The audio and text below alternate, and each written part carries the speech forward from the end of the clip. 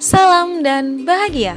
Pada kesempatan kali ini, kami, calon guru penggerak Angkatan 3 Kabupaten Klungkung, akan menganalisis pengambilan keputusan sebagai pemimpin pembelajaran pada ruang kolaborasi modul 3.1.A.5.2. Studi kasus kali ini adalah sebuah dilema etika, di mana seorang siswa bernama Jaya memiliki kemampuan akademik yang selalu kurang di setiap mata pelajaran.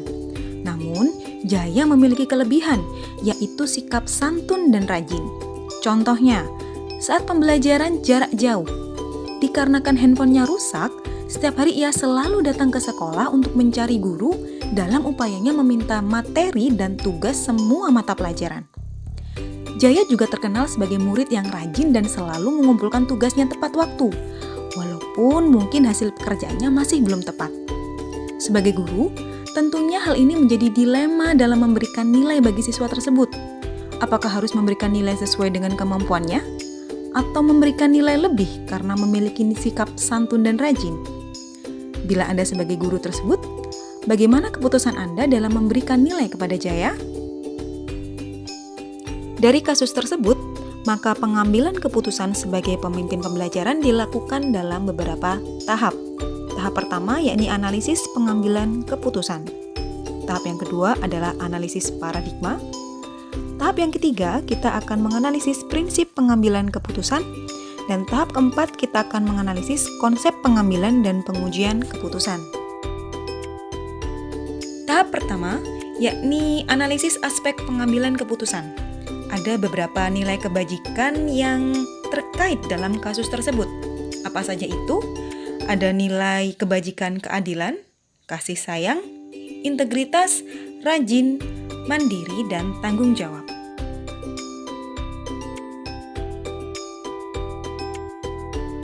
Langkah kedua adalah analisis paradigma.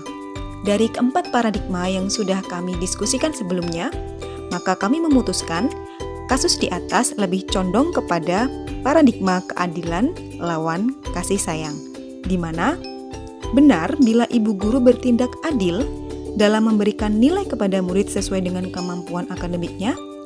Namun, benar pula bila ibu guru merasa iba serta tidak tega memberikan nilai tidak tuntas kepada Jaya bila melihat sikap rajin, sopan, dan santun anak tersebut.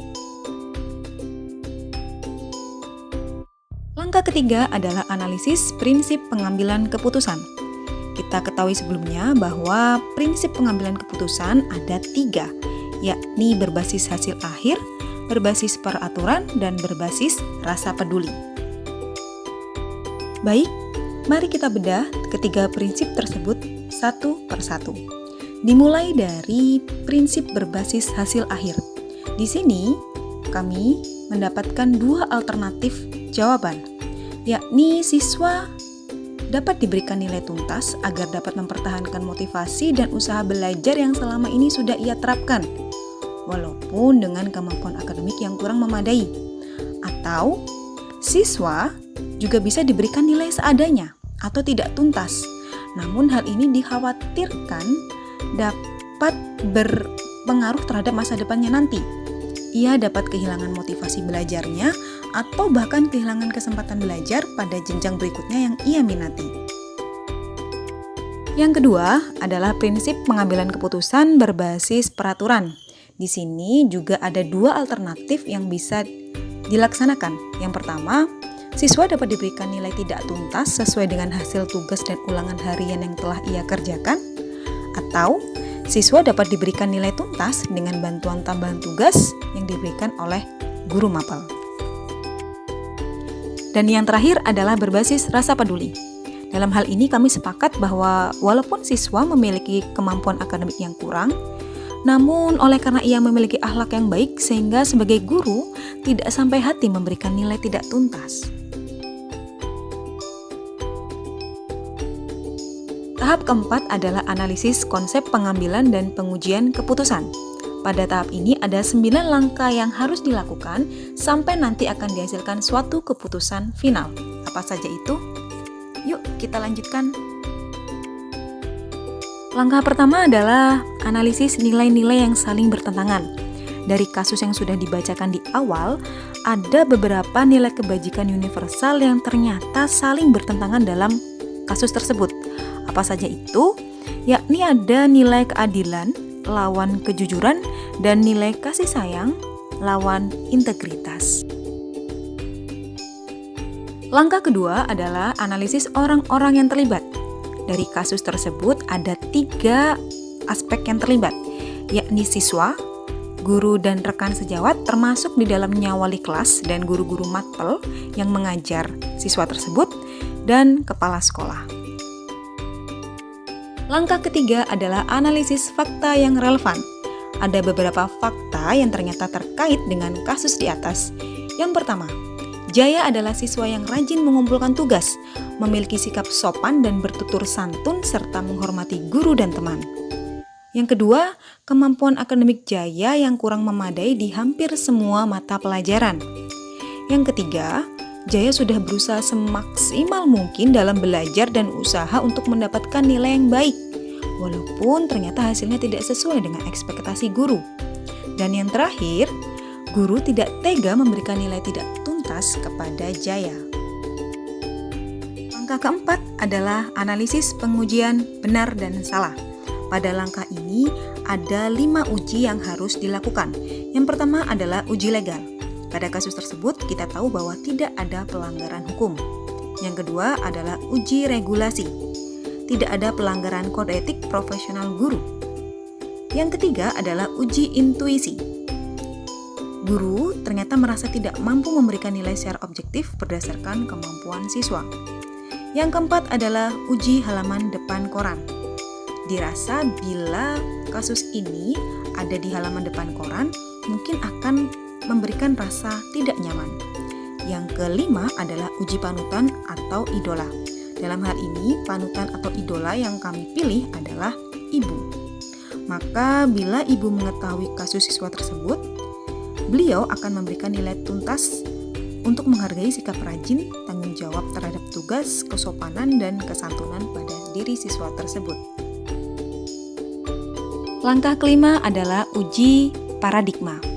Berdasarkan 4 paradigma yang sudah didiskusikan sebelumnya, maka kami sepakat memilih paradigma rasa keadilan lawan rasa kasihan yang paling mendekati pada kasus tersebut.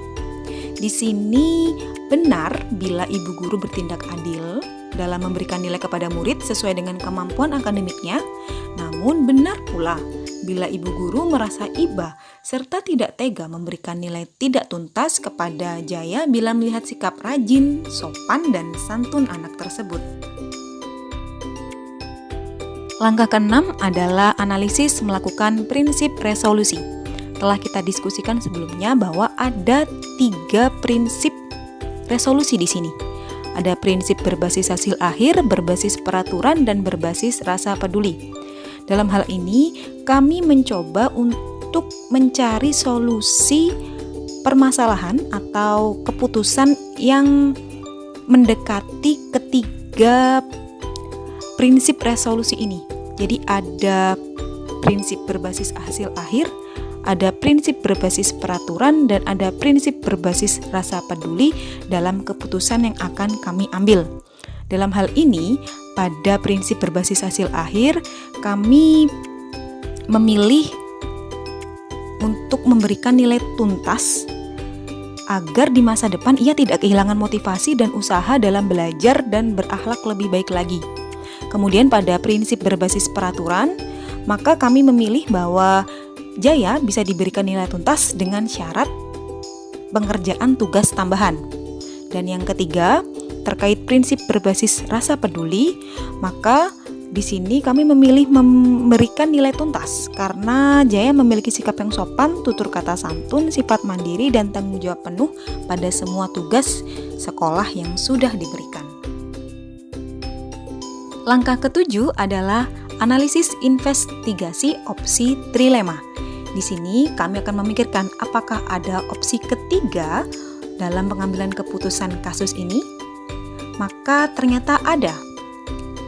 Apa itu? Yakni siswa akan diberikan pendampingan di luar jam sekolah. serta tugas tambahan sebagai penunjang nilainya agar tuntas. Langkah ke-8 adalah pengambilan keputusan.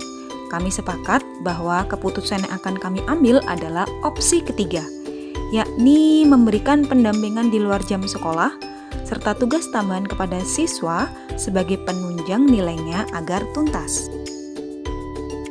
Langkah terakhir, yakni langkah ke-9. Kami akan melihat lagi keputusan dan merefleksikan. Setelah kami diskusikan bersama, kami sepakat tetap memilih memberikan pendampingan di luar jam pelajaran serta tugas tambahan kepada siswa tersebut sebagai penunjang nilainya agar tuntas. Tidak semerta-merta seorang guru memberikan nilai tuntas kepada siswa. Kenapa? Karena bagaimanapun kondisi siswa tersebut, guru hendaknya tetap menjunjung keadilan dan keberpihakan kepada murid.